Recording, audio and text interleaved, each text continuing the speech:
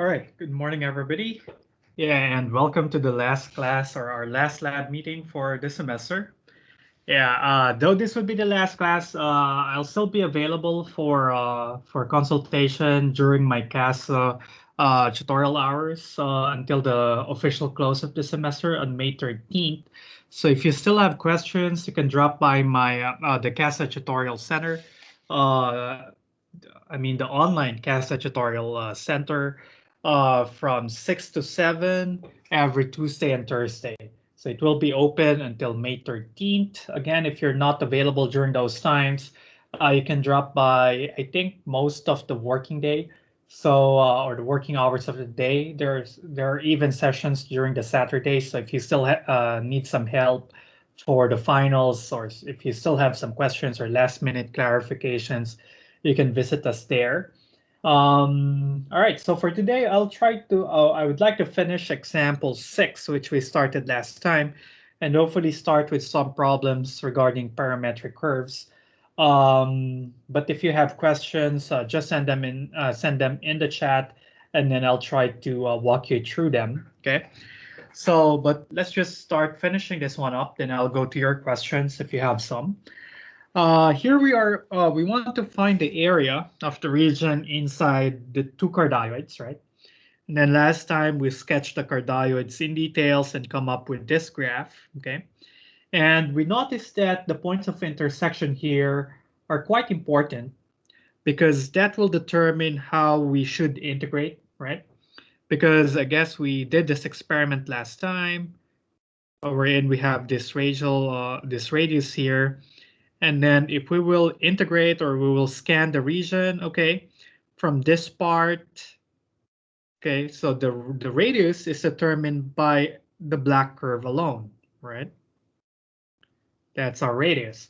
But right after the point of intersection, which is right here, okay, now after that, the radius is determined by the red curve.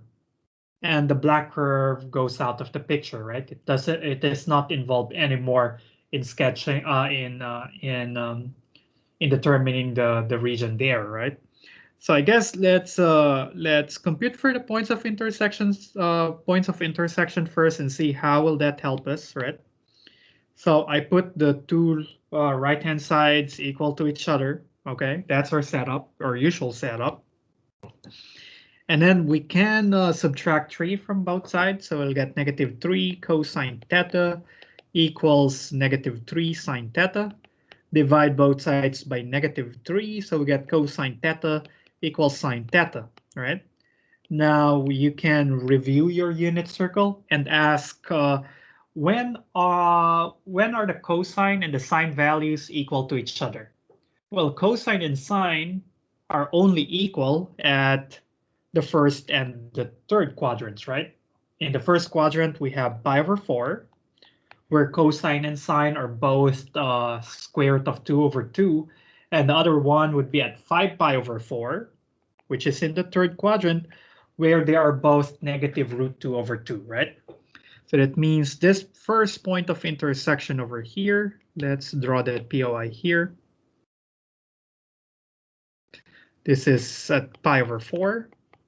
And the other point of intersection, which as we expected is in the fourth quadrant, this is theta equals 5 pi over 4. Okay. Now let's go here. And we mentioned that, okay, from the starting point here, okay, which is what? Well, the first region or the first yellow region there, or the first part of the yellow region, will start at the pole of the, or will start at the angle when the black curve is at the pole, right? Because the black curve is drawn like that, so it will start at the pole. So when will the black curve be at the pole? The black curve will be at the pole when theta is equal to 0, right? So that means here we need to integrate from 0. And then from 0 until pi over 4, the radius is determined by the black curve, right? And then from pi over 4 until the pole of the black curve, right? So sorry, of the red curve. The red curve will be at the pole when it looks like it would be at pi over 2 if you'll just look at the figure, but do not trust find the theta values by just looking at the graph, especially when dealing with a pole. So let's look at when is the red curve at the pole. The red curve will be first at the pole when theta equals pi over 2, and my hunch is correct. So from pi over 4 to pi over 2, where the red curve closes or is at the pole, then the integrand should be related to the red curve, right? But I'll use the symmetry of these two curves. Now the first part from 0 to pi over 4, I'll color it with dark blue. Okay.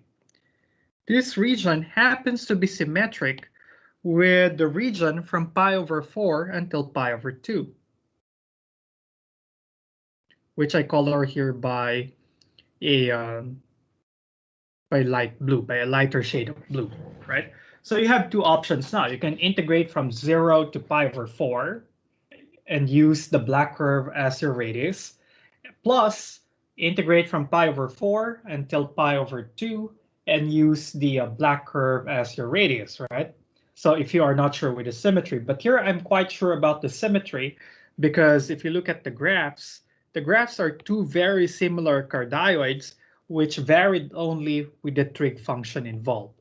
So here I'm pretty sure that they are those two blue regions are or have areas equal to each other. Okay. If you are not sure, then you need to use two integrals for that. But I'm pretty sure that they are symmetric, so I can just integrate or use to compute the area of one of the two regions and multiply it by 2. So I'll take advantage of the symmetry. So here the area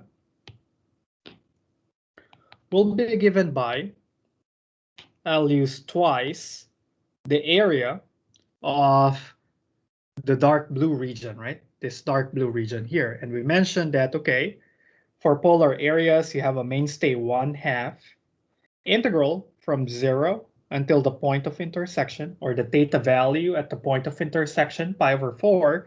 And then from 0 to pi over 4, remember that the radius is determined by the black curve. And the black curve is equation 3 minus 3 cosine theta, quantity squared d theta. Okay, I already multiplied it by 2, so that covers the area of this region. Okay. Now let's go to the next part of the yellow region, right? Because that is still inside both cardioids. Now we will start the integration again when the red curve is at the pole, right? And then continue, and we already know that that would be at pi over 2. From pi over 2, okay, and then we go here. The radius is always determined by the red curve, right? Because here our shaded region starts at the pole and ends, starts at the pole and ends at the red curve. So that means from pi over 2 until now, the radius is determined by the red curve alone. And we continue here. Still the red curve is our radius until we hit the point of intersection of 5 pi over 4. But right after that, you notice that the radius now is determined by the black curve. And that will continue until the black curve is home again at the pole, right? Now, but when is the black curve at the pole again? If you look at here, the black curve is at the pole at 2 pi. So from 5 pi over 4 until 2 pi, the radius is determined solely by the black curve, okay? But again, here I can take advantage of the symmetry, because without symmetry, you will integrate from pi over 2 until 5 pi over 4 and use the red curve. And then plus, you integrate from 5 pi over 4 until 2 pi and use the black curve. But I am pretty sure that these two regions are symmetric and thus have equal areas. So green, this dark green region has the same area as the light green region. Okay, and again, I'm only sure of that because the equations are of cardioids that are exactly the same except for the trig function involved, right? So that means I can just set up the integral for the dark green area and multiply it by 2, right? So that means for that, I will have twice the area, which has a 1/2 in there, from pi over 2 until the point of intersection, 5 pi over 4.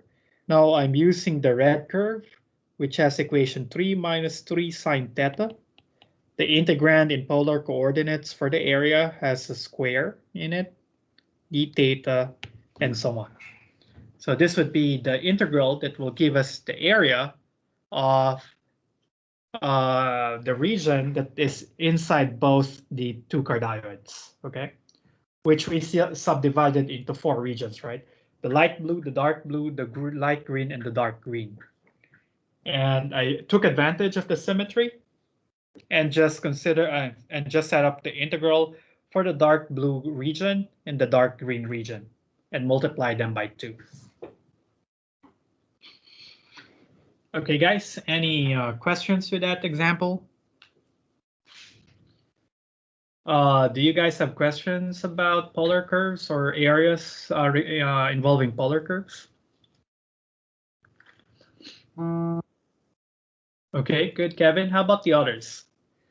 Oh, by the way, I guess the FRQs are now available via CASA, so you can take a look at them.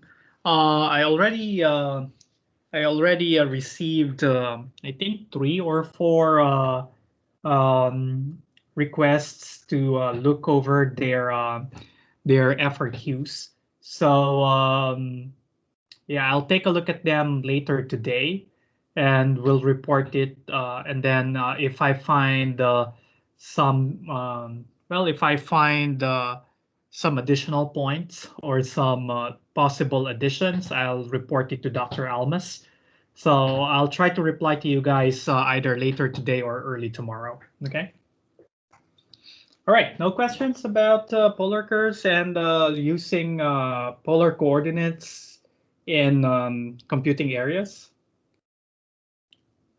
Okay, if there are none, then we can go to the last section for Cal 2, which is basically parametric curves. Okay, so for parametric curves, this is another way of writing equations, which is a bit different from what we are used to in Cartesian and in polar coordinates, because before we have a single equation with 2 variables, right? So we have y equals f of x, like y equals x squared. We also have x squared plus y squared equals 1, and so on. So here we have one equation with 2 variables involved, right? Which is basically how we are taught to sketch graphs from, say, elementary grade, right? Now, sometimes it's more convenient to work with parametric curves or parametric equations. So in the two-dimensional coordinate system, we can have parametric equations involve 2 equations with a common variable, right? So you have an equation for your x components determined by an expression involving t, and your y depends on another variable t expressed as a function g. So in this case, we call t as the parameter. T usually is given in terms of an interval. So here you have t is called the parameter. So for two-dimensional parametric curves, you have 2 equations in a new parameter t. Okay.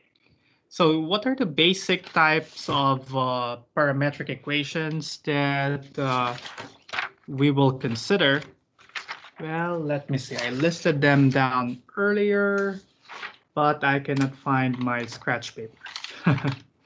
So basically you have, yeah, hold on. I summarized them earlier and I can't seem to find my notes. And you know, it's already the last day of class and I don't see my notes. Okay, there you go. So you have lines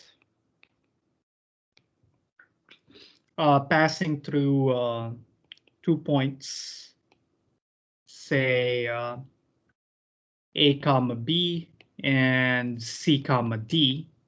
So if you have a line passing through these 2 points, then a parametric equation for this line is given by, again, a pair of equations in the parameter t. So it's going to be A plus t times B minus A. Not B minus A, it should be C minus A. The two x values subtracted from each other. And then the y component will be given in the parameter t, which would be b plus t times the difference between the two y values. So it's going to be t minus b. Okay. And here t goes from, the parameter t goes from negative infinity to positive infinity, right? So if you're just considering a line segment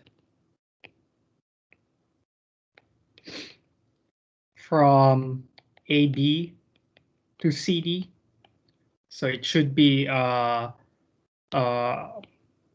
sort of a just a portion of this line.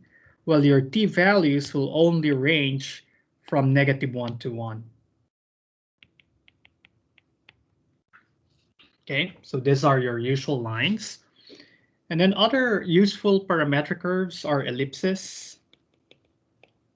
Okay, so the parametric equation for ellipses look like this. The x components are given by A cosine t.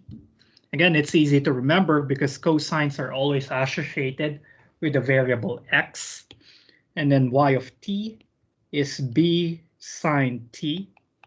Okay, and here t is usually restricted on the interval 0 to 2 pi. You can also pick any interval for t as long as it is of length 2 pi, right? So you could pick pi to 3 pi or pi over 2 to 5 pi over 2 as long as the length is 2 pi. Now it will give you an ellipse, but if a and b are equal to each other, then you'll get a circle.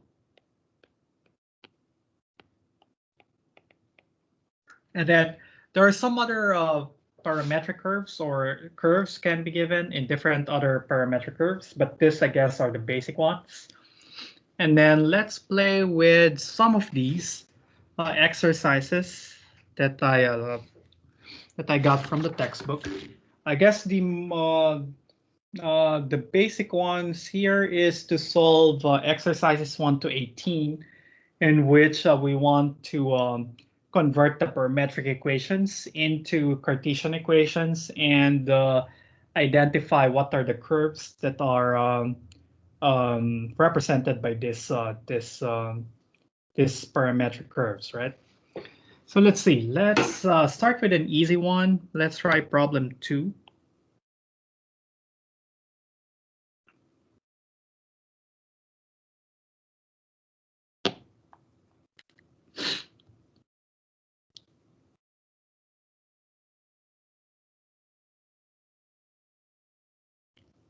Okay, so we want to translate it into its Cartesian form, meaning unify this into a single equation with the two variables x and y together. So what we need to do is to eliminate the variable t.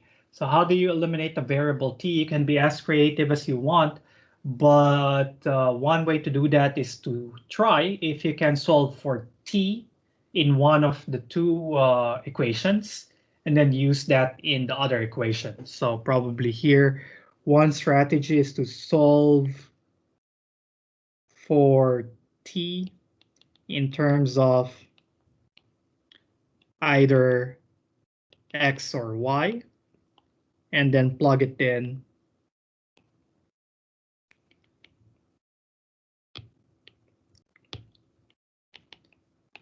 the other equation.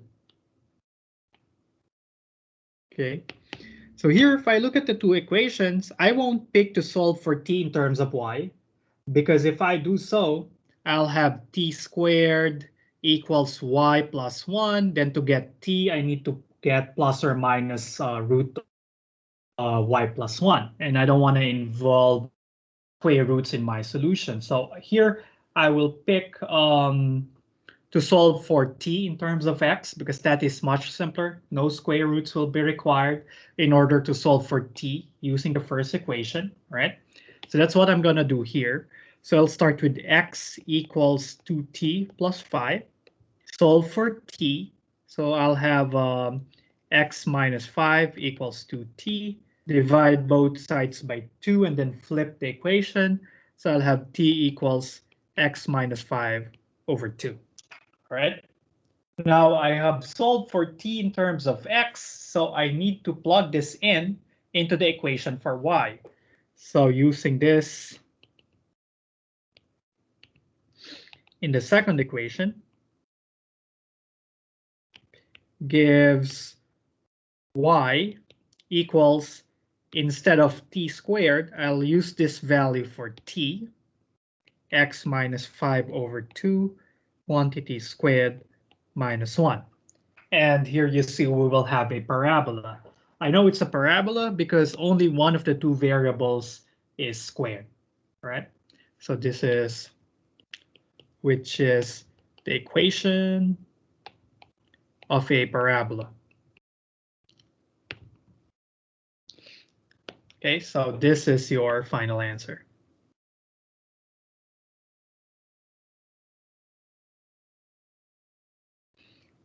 Okay, so I hope that's easy. That's one strategy that you can do.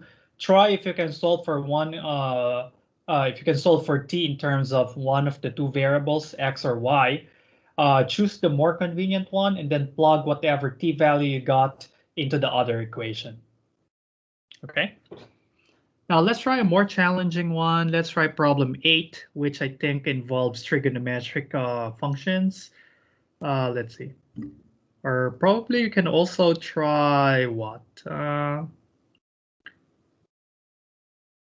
we can also try problem 6. This should be fast.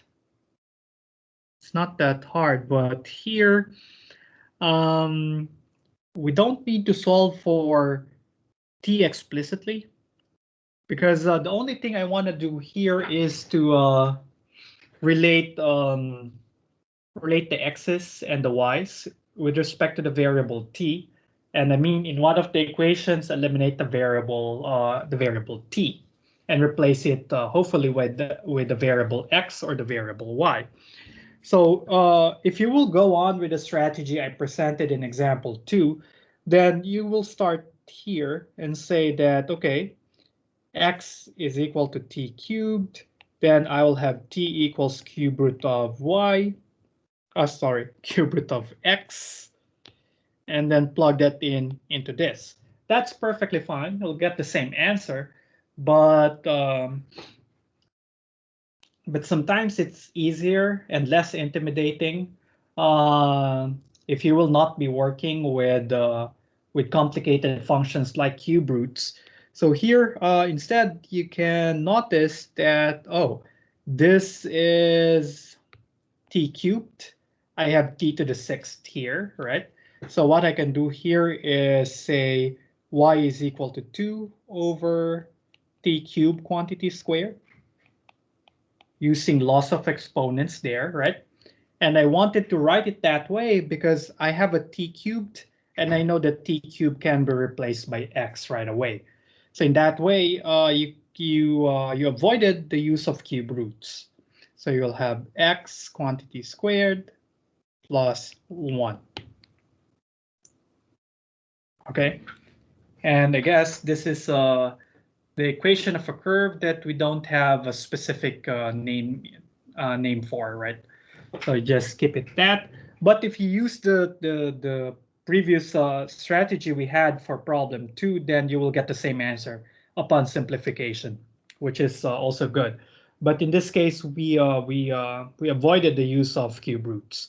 So one thing is you can relate the variable t on one of the equations to the other variable, even without solving explicitly for the value of t. Okay, so you could be as creative as you want for problems like this. Okay, let's try problem 8.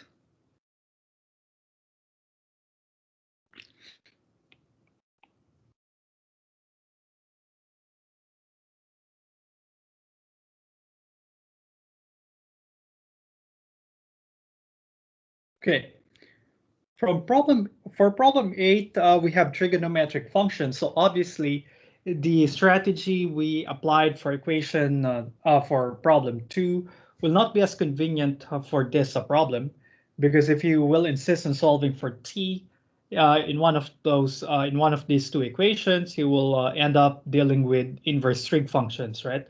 And whenever dealing with inverse trig functions, you are limiting the value of t, because inverse trig functions have restricted ranges, right? So for this, I want to use and explore some identities. So whenever you have trig equations, so try to take advantage of identities.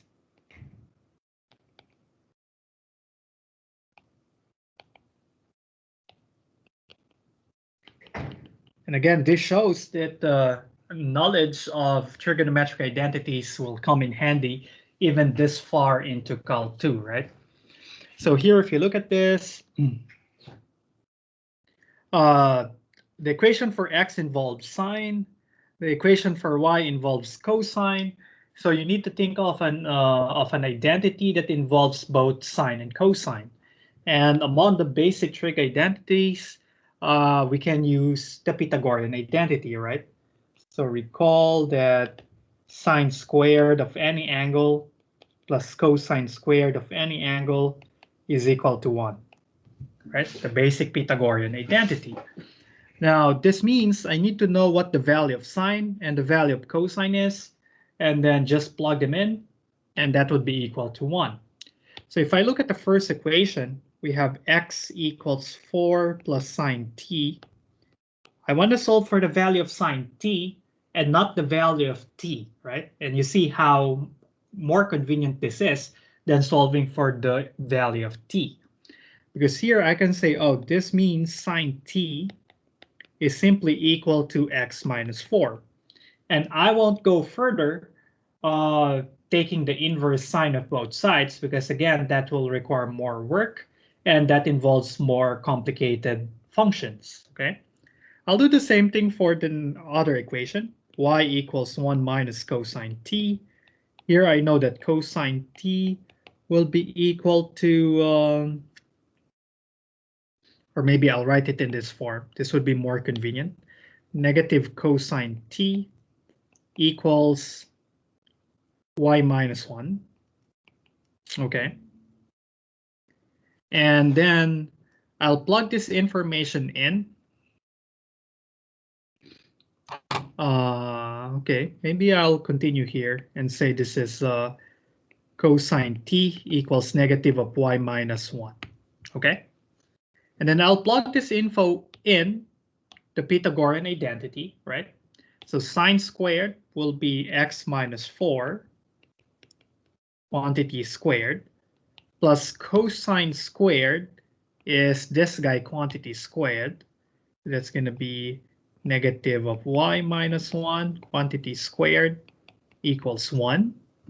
So this is x minus 4 squared plus y minus 1 squared equals 1. Okay. And I wanted to write it in that form because this is obviously the equation of a circle of radius 1 centered at the Cartesian point 4, 1. All right. Any questions with that? Is that good?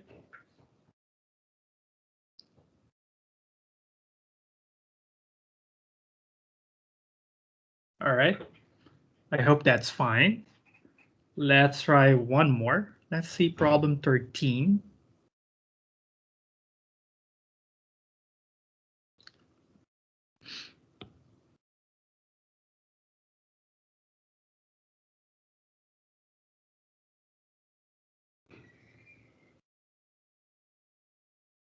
Okay, I want to focus on this conversion because conversions to the Cartesian equation is very helpful in tracing out um, the paths of motion and determining intersection of paths and possible collisions. All right.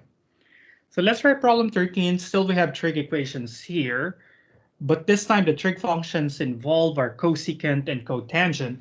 So you need to think of what is there an identity relating cosecant and cotangent? Now, actually, there is. And that's another version of the Pythagorean identity. So recall that 1 plus cotangent squared equals cosecant squared t. Okay. And then here, so that means I need to know what the value of cotangent and cosecant are based on the two given equations. So for the first one, oh, that's fine. X equals cosecant t. And y equals 2 cotangent t implies cotangent t equals y over 2. So plugging this in into the Pythagorean identity, we'll have 1 plus cotangent t is y over 2 quantity squared equals x squared. All right. And this is basically y squared over 4 minus x squared equals -1. Or you can also rewrite this as x squared minus y squared over 4 equals 1, which is a hyperbola. So if you still remember your conic sections. All right, is that good? Yeah, just let me know if you have questions. So otherwise, I'll go to another one. Let me see. Also, if you find something interesting among these questions, just let me know. I'll do problems 15 and 17.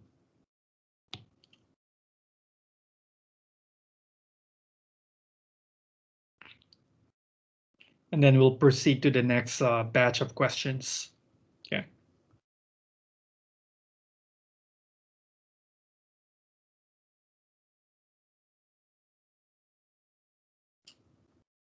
Okay.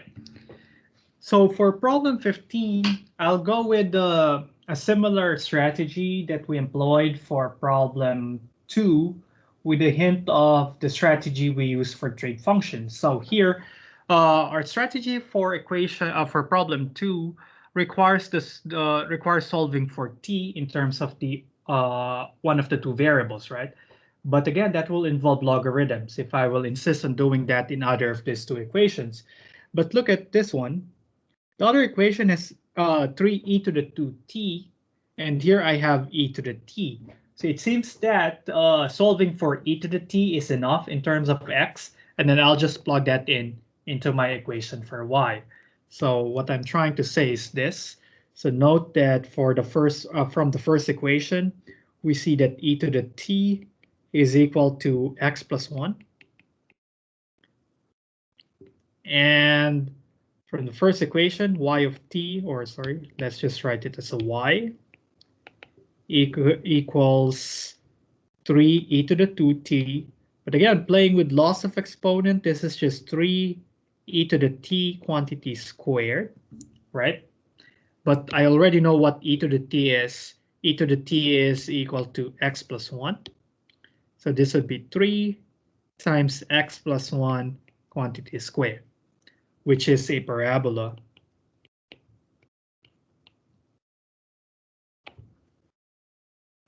Okay.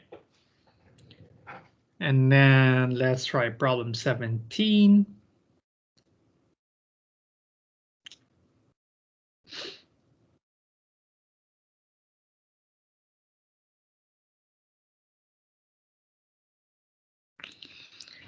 I was thinking about problem 17 earlier, and I might be missing an easier solution to this.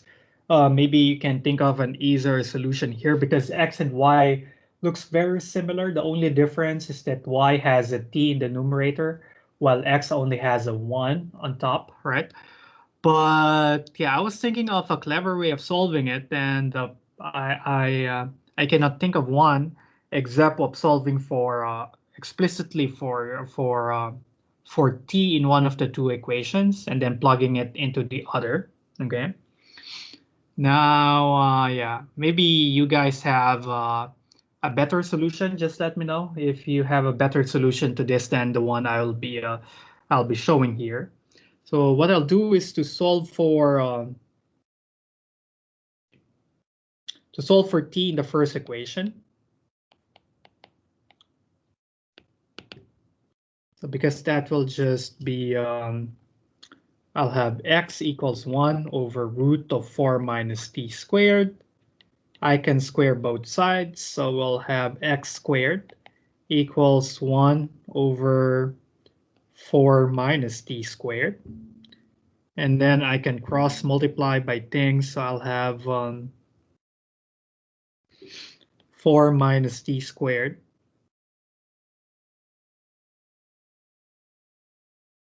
Or maybe there's an easier one rather than doing it that way.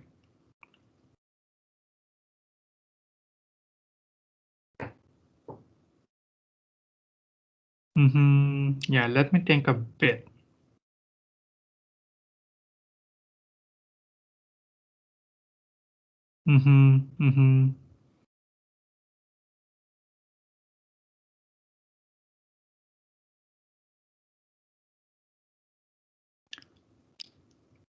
Yeah, I thought of an easier solution to this one earlier.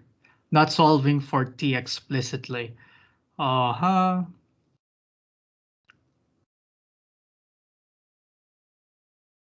Ah, okay, yeah, I remember now.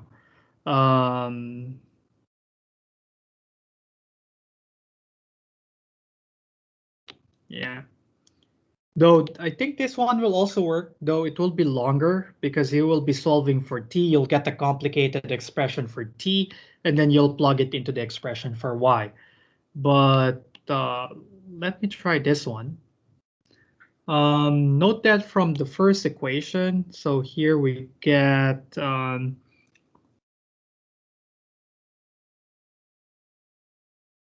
okay, so let me use the y equation. So we have y equals t over 4 minus t squared inside a square root.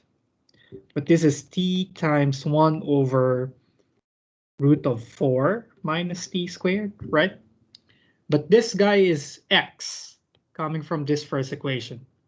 So this means this is t times x, right? So that means t is equal to y over x.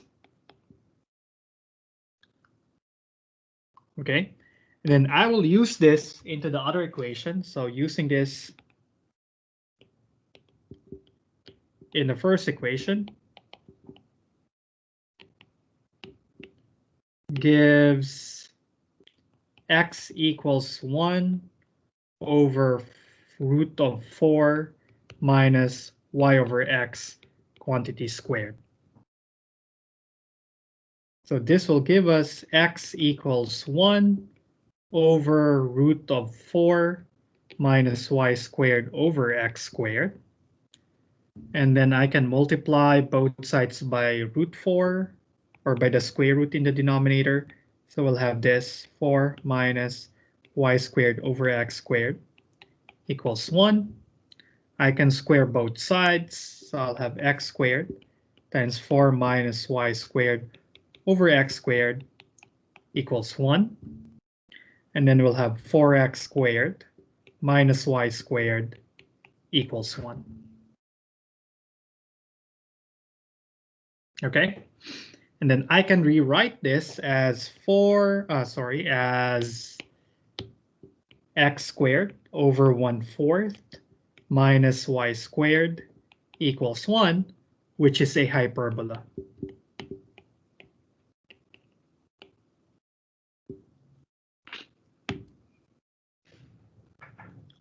Okay.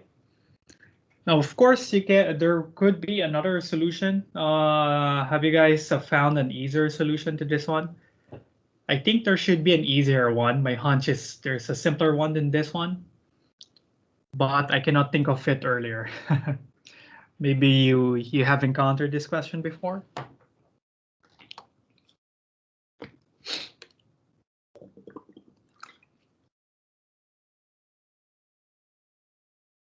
Okay, anyway, any questions with this?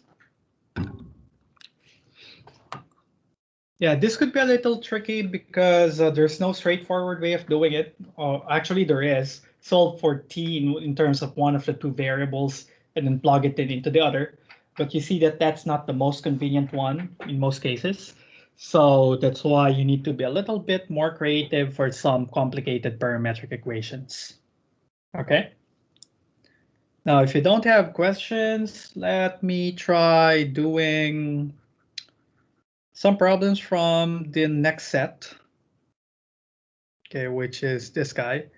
Let's see, for exercises 19 to 36, we need to give the parametric equations and the parametric interval for the motion of we are given the parametric equations. So yeah, the parametric equations for the motion of a particle in the two-dimensional plane. We need to do, I think, a couple of things.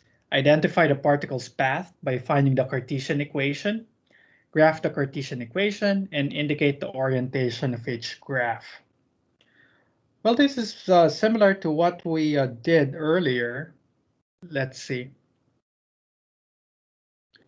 What do you think is interesting here?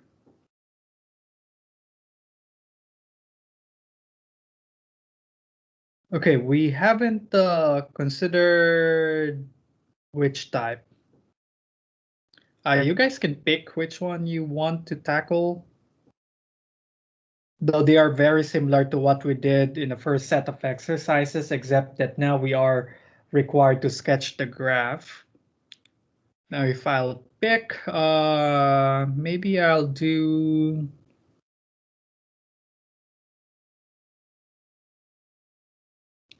Maybe let's do 29. Yes, so many examples. It's hard to select. Yeah.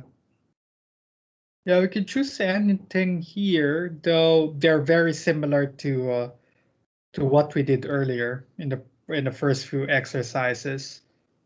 Okay, let's try 29.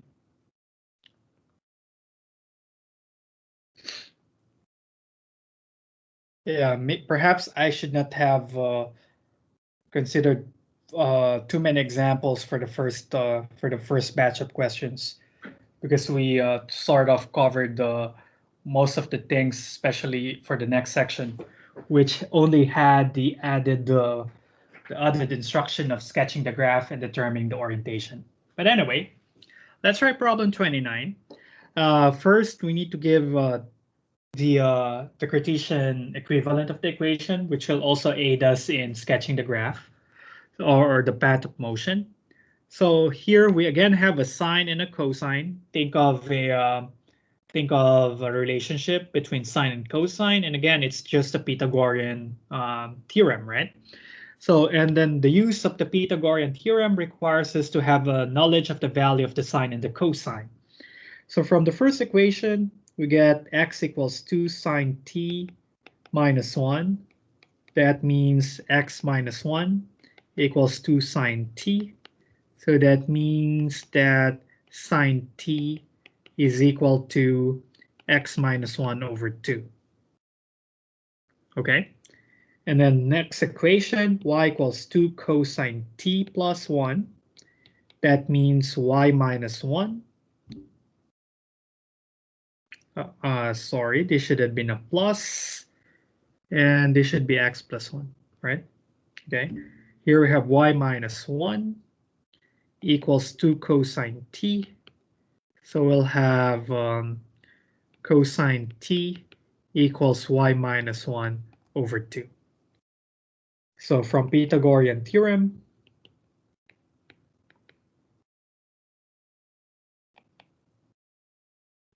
we have sine squared t plus cosine squared t equals 0. Then we plug in the value of sine and cosine that we got. So we got x plus 1 over 2 quantity squared plus cosine is y minus 1 over 2 quantity squared equals 0. Play with the loss of exponents. So we have x plus 1 squared over 4 plus y minus 1 squared over 4 not equals 0. Y equals 0. That's 1. That's 1. That's 1. Then we multiply both sides by 4. We get x plus 1 squared plus y minus 1 squared equals 4. Okay. Oh, but we need to be careful here. We were told that t only runs from 0 to pi. Okay, because that will play a crucial role here. Let me just shrink this a little bit. Okay, oops. Yeah, come on. Okay, so we can sketch the graph here. So we know it would be a circle.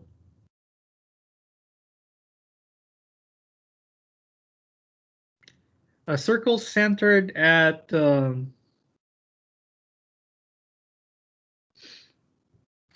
it would be a circle centered at -1, 1, right? So here you would have an x minus -1. So that's why I got x component -1. Here it's y minus 1. So the y component of the center is 1 with radius 2. So this would be the center is at -1, 1. And then the radius is 2 units. So that means I have a point here. So this would be at -1. Then I have here, let's say 3. And then I'll have another here at 1. And say I have one at -3. So this would have been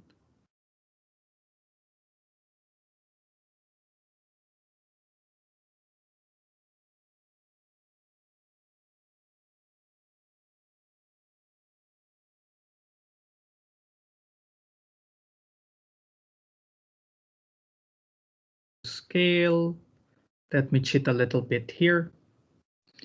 So the -3 should be here. Point should be there. And then the other point should be here.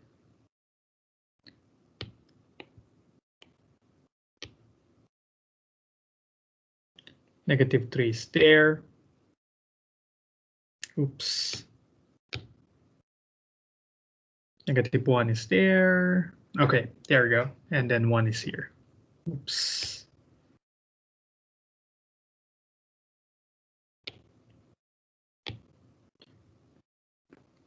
Okay. So this is the full path. Had t has gone from 0 to 2 pi. But remember here, t only goes from 0 to pi. So let's see what are those t values. So one way to do it is to plug in the starting t value. The starting t value is 0. So plug 0 into here and here. So if t is 0, you'll get 2 sine 0, so that's 0 minus 1. So that would be at negative 1. So the starting point is at x equals negative 1, which is here along this point. So maybe let's take note of that. If t equals 0, then x is negative 1. And y equals, when t is 0, cosine is 1, you get 2 plus 1, so we get 3. Okay, so the starting point of the path is at x equals negative 1 and y equals 3. So where is that?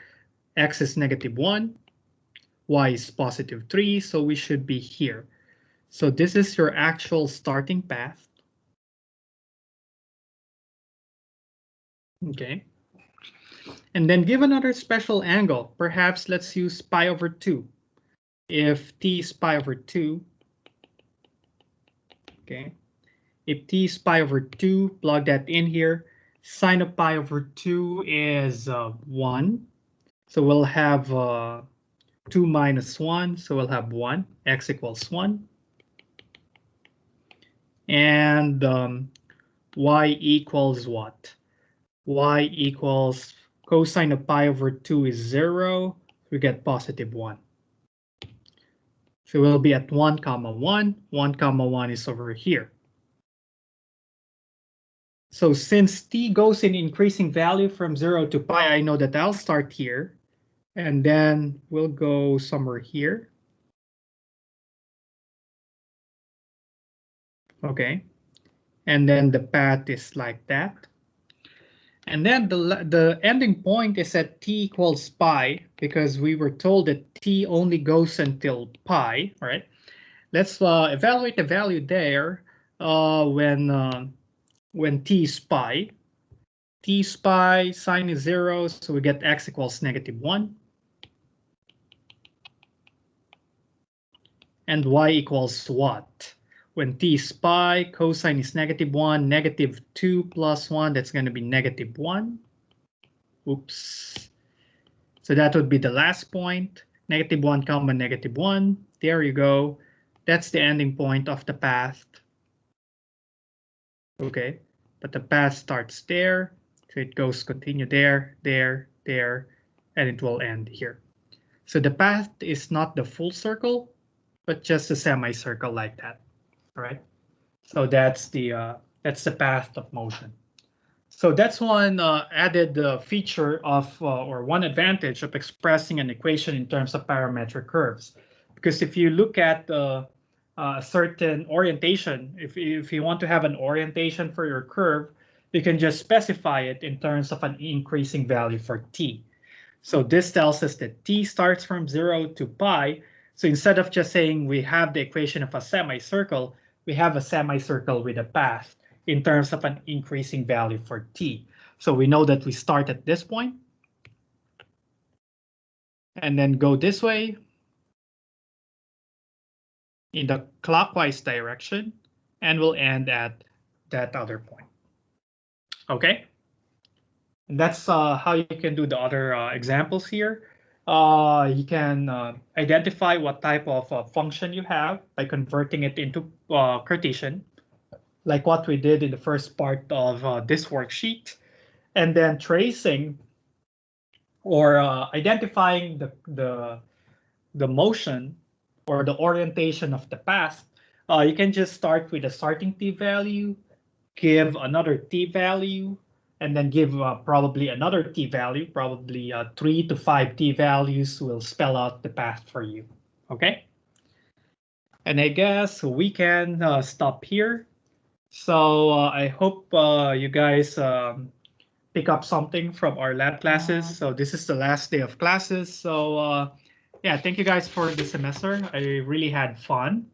And I hope you had good scores in the finals. But again, this wouldn't be the end. I'll still be doing CASA tutorials from 6 to 7 every Tuesdays and Thursdays. I'll be there until the official end of the session, which is on May 13th. So if you still need some help with the finals, so you can see me there. If you have some quick questions, you can send me an email via my up.edu.ph account, or send me a chat via Teams. Oh, I forgot to mention that I might need to bring down to delete the worksheets from my website because it contained some materials from the textbook. Once I'm not connected with the UH Math department, I might need to take them down. So please download everything that you need from my website, especially the worksheets if you need them. Because again, once I graduate, I might need to take some of the worksheets down because I have parts of the textbook which is copyrighted by the UH Math department. So just to avoid copyright issues, I'll take them down or just delete them, but that will take some time. So take advantage of it, download everything you need before the semester ends, because after that, I'll take it down temporarily to delete the parts when I have where I have the UH materials. So, but I'll try to post other materials in my website. All right, guys. So thanks for the semester. See you around, guys, and bye for now.